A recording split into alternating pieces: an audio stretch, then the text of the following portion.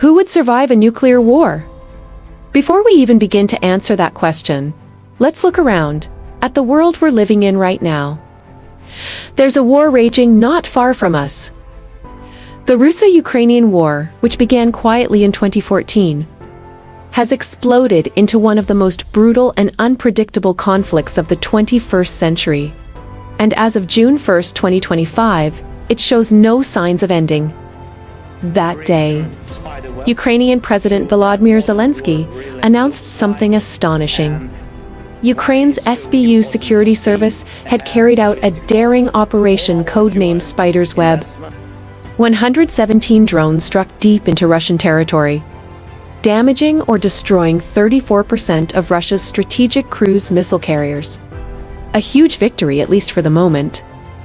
But this war isn't just about territory anymore. It's become a game of global stakes, and the rules are changing fast. The United States has tried to broker peace, gathering Russian and Ukrainian leaders at the negotiating table. But so far, every attempt has collapsed. So we're left with chilling questions. What if Russia wins? What if it loses? What happens if the Russian military begins to fall apart? Former Russian President Dmitry Medvedev didn't mince words. He warned that a Russian defeat in Ukraine could lead to nuclear war. That's not just a problem for Europe. That's a catastrophe for everyone. Americans, Asians, Africans, Australians. The world. And here's the frightening part. Even with a third of their missile carriers allegedly destroyed, Russia still retains 66% of its strategic fleet. Along with nuclear submarines, long-range missiles, and a stockpile of 5,580 nuclear warheads, Russia remains the second most powerful nuclear nation on Earth, only behind the United States. We've heard the threats before. On February 24, 2022, Vladimir Putin addressed the world in a chilling televised speech. If NATO intervened, he warned, Russia will respond immediately, with consequences the likes of which you have never seen in your entire history.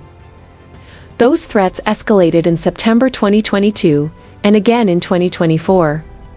That year, Russia updated its nuclear doctrine, officially lowering the threshold for launching a nuclear strike. No longer would nukes be used only if Russia's existence was threatened. Now, any conventional attack that poses a critical threat to sovereignty could justify a nuclear response, including drone swarms, cruise missile attacks, or massive air raids. It's not just paper policy. Russia's military has shown signs of strain. Nearly 1 million Russian troops have been killed or wounded, according to a recent study cited by the New York Times, June 3, 2025. Ukraine has suffered close to 400,000 casualties. The combined toll? Almost 1.4 million soldiers lost in just 3 years. Russian society is feeling the pressure too. According to Igor Susin of Gazprombank, Russia's economy is slowing dramatically. Young men are fleeing conscription. Some believe Putin's narrative about Ukraine being a Nazi state. Others are tired, disillusioned, broken. And yet, there are no signs of collapse. Russia's army once endured far worse on the Eastern Front in World War II. In the frozen trenches outside Stalingrad and Kursk. They held on then. They might hold on now. But what if Putin, backed into a corner, decides there's no path to victory except through fire? If Russia uses a tactical nuclear weapon on Ukrainian soil, NATO might consider that an attack on Europe itself. They could respond with conventional strikes, or retaliate with nukes of their own. And then, we would no longer be talking about Ukraine. We would be talking about a nuclear world war. The destruction would be beyond comprehension. Cities vaporized. Skies darkened by firestorms. Global temperatures plummeting from nuclear winter. Crops dying. Power grids collapsing. Radiation sickness spreading like wildfire. Civilization, as we know it, could fall in a matter of weeks. Let's do some brutal math. When the US dropped 2 atomic bombs on Hiroshima and Nagasaki in 1945, an estimated 210,000 people died. But those bombs were only 15 to 20 kilotons in yield. Today's nuclear weapons are far more powerful. The USB-83 bomb, for example, has a yield of 1.2 megatons. That's 60 times more powerful than the bomb dropped on Nagasaki. Now, there are around 12,705 nuclear warheads on Earth.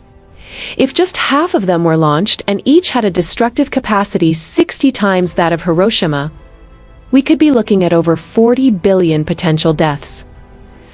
That's 5 times the entire human population.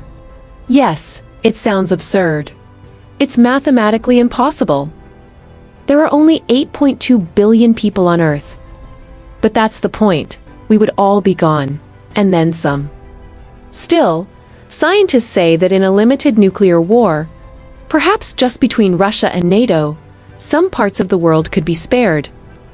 A 2024 Newsweek article cited a study from the journal Nature Food. In a scenario of regional nuclear war, 6.7 billion people could die from starvation caused by nuclear winter. Yet some countries might remain relatively untouched. The survivors? According to the study, they'd likely be in places like Argentina, Brazil, Uruguay, Paraguay, Costa Rica, Panama, Haiti, Australia, Iceland, and Oman. These countries might escape the worst of the fallout, thanks to geography, food production, and political neutrality. So, if you're truly worried, maybe it's time to think the unthinkable. Pack your bags. Plan your escape. Because if nuclear war does break out, the odds aren't in your favor. Subscribe and hit the notification bell so you don't miss what's coming next. Share it, because some stories are meant to be discovered together. And stay curious. I'll see you in the next chapter.